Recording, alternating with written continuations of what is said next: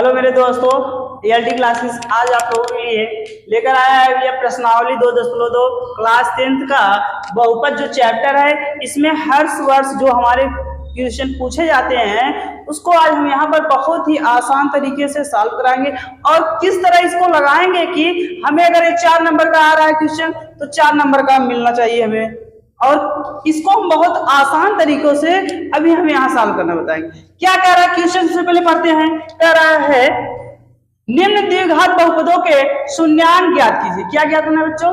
शून्यांक ज्ञात कीजिए और शून्यांक तक गुणांकों के बीच संबंध की सत्यता की जांच कीजिए। अभी हम जैसे जैसे इसको स्टेप बाय स्टेप लगाएंगे उसी प्रकार हम जो जो फार्मूले का यूज करेंगे वहां बताते चलेंगे। चलो इसको सॉल्व करते हैं। सबसे पहले लिखेंगे पी एक्स बराबर x square minus 2x minus 8 हो गया। गुणनखंड करना आता ही होगा। सबसे पहले यहाँ पर कोई संख्या नहीं, क्या मानते हैं बच्चों? एक मानते हैं। इसका इसमें क्या करते हैं? गुणा करते हैं। क्या करते हैं? गुणा करते हैं। 1 में 8 का गुणा करेंगे कितना आएगा? 8 आएगा।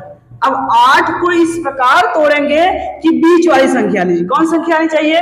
बीच वाली संख्या। किस तरह? जोड़ने या घटाने पर। गुणा करे तो 8, जोड़े या घटाए तो 2 आना चाहिए। 4 में 2 का गुणा करेंगे कितना आएगा? 8 आएगा और 4 में से 2 घटाएंगे 2 आएगा। इसको हमने तोड़ दिया। क्या होगा?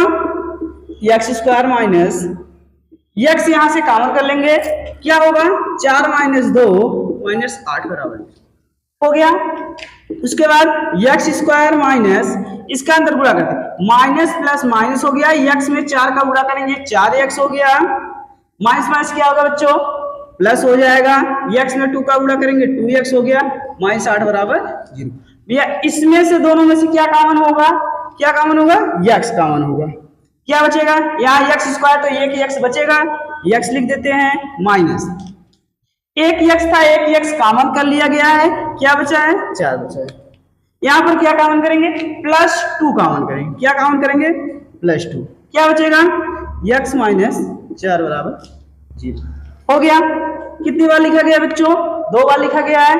एक बार लिख लेंगे x माइनस 4 और क्या बच रहा है? x plus 2। तो ये इसका हमने क्या कर दिया? गुणनखंड कर दिया। अब शून्यांक इसका क्या x की वैल्यू निकाल लेते हैं, अल्फा प्लस बीटा निकाल लेते हैं। अल्फा और बीटा का मान ज्ञात कर लेते हैं। कैसे ज्ञात करेंगे? x माइनस 4 बराबर 0 कर दो। क्या होगा? x बराबर 4 हो गया।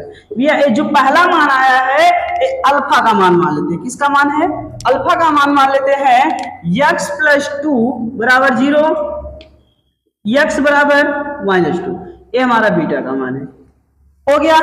अल्फा और बीटा का मान हमने ज्ञात कर लिया। अब आगे देखते हैं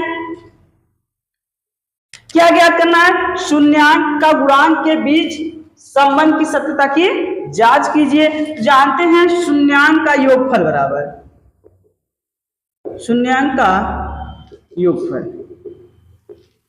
क्या होगा? अल्फा प्लस बीटा बराबर -b/a हो गया। अल्फा का मान कितना आया है? 4 आया। यहाँ 4 लिख देते हैं प्लस बीटा का मान कितना है? -2 है। -2 लिख देते हैं। फिर माइनस पहले से है। b का मान कितना है? यहाँ से द्विघात समीकरण से b का मान कितना आएगा? -2 आएगा। माइनस पहले से है, माइनस माइनस। a का मान कितना है बच्चों?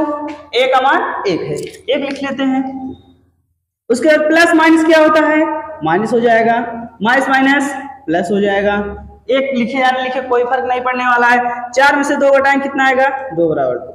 भैया इस शून्यांकों का जो योगफल है उसकी सत्यता की जांच हो चुकी है। अगला शून्यांकों का गुणांक ज्ञात कर लेते हैं। शून्यांकों का गुणांक ज्ञात कर ले। क्या होगा? अल्फा इंटू बीटा बराबर c/8 होता है। अल्फा का मान कितना है? 4 है। गुणे बीटा का मान कितना है भैया? -2 है। c का मान कितना है?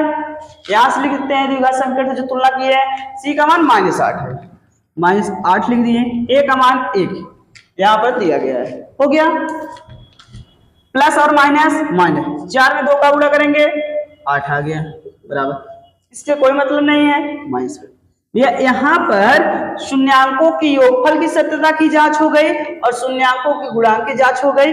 इस प्रकार हम सवाल को लगाएंगे स्टेप बाय स्टेप। अगर प्यारे बच्चों अगर इस टाइप का अगर हमारे बीच में सवाल आता है, अगर ये हमारे मान लेते हैं 4 नंबर का आता है, कितने नंबर का आता है, 4 नंबर का आता है, अगर इसे हम 2 पेज में लगाएंगे, ऐसा कोई कॉपी चेक करने वाला नहीं होगा जो हम इस तरह लगाएंगे स्टेप बाय स्टेप और हमें पूरा 4 नंबर नहीं दे जाएगा।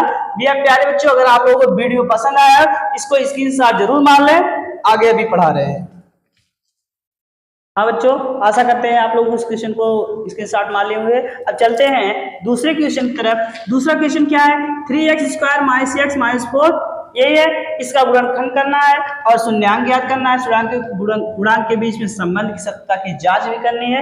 हम इसको लगाते हैं, देखो बच्चों कुछ नहीं करना, बहुत ही सिंपल तरीके से माना px बराबर क्या होगा 3x² - x - 4 हो गया। सबसे पहले हमने क्या बताया था, इसका इसमें क्या करेंगे, गुणा करेंगे, 3 में 4 का गुणा करेंगे, कितना आना चाहिए 12 आएगा। कितना आएगा भैया 12 आएगा।